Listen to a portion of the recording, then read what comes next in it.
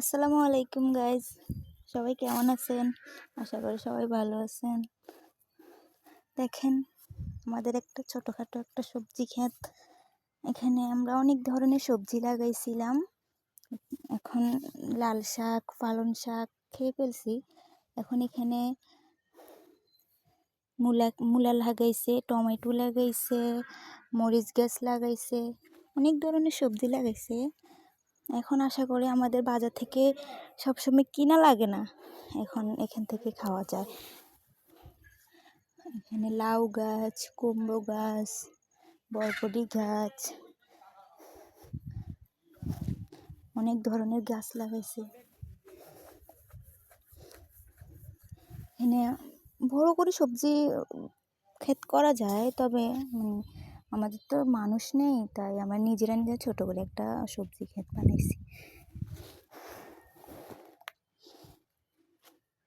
এরকম সবজি ক্ষেত সবার যদি একটা একটা থাকে, তাহলে আর সব সময় বাজার থেকে কিনা লাগে না। নিজের সবজি, তাজা তাজা সবজি খাওয়া যায়। সব সময় নিজের জিনিস খাওয়া যায়। সব সময় বাজার থেকে কেনার মতো তৌফিক তো সবাই আল্লাহ তাআলা দেয় না। নিজে করে যদি নিজে খাইতে পারে, তাহলে তো কোনো সমস্যা থাকে না, তাই না? সবাই আমাদের জন্য দোয়া করবেন, যেন আমরা সবজি ক্ষেতটা সামনে আরও ভালো করে করতে পারি। সবাই ভালো থাকবেন। আল্লাহ হাফেজ। আসসালামু আলাইকুম গাইজ, সবাই কেমন আছেন? আশা করি সবাই ভালো আছেন। দেখেন, আমাদের একটা ছোটোখাটো একটা সবজি ক্ষেত। এখানে আমরা অনেক ধরনের সবজি লাগাইছিলাম।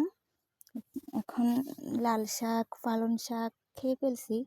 এখন এখানে মূলা লাগাইছে, টমেটো লাগাইছে, মরিচ গাছ লাগাইছে, অনেক ধরনের সবজি লাগাইছে।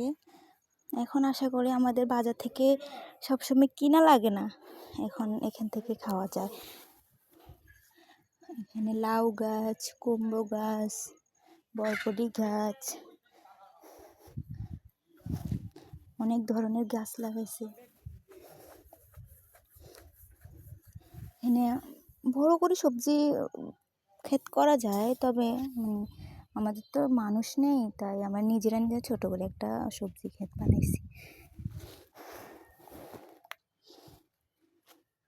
এরকম সবজি ক্ষেত সবার যদি একটা একটা থাকে, তাহলে আর সব সময় বাজার থেকে কিনা লাগে না। নিজের সবজি, তাজা তাজা সবজি খাওয়া যায়। সব সময় নিজের জিনিস খাওয়া যায়। সব সময় বাজার থেকে কেনার মতো তৌফিক তো সবাই আল্লাহ তাআলা দেয় না। নিজে করে যদি নিজে খাইতে পারে, তাহলে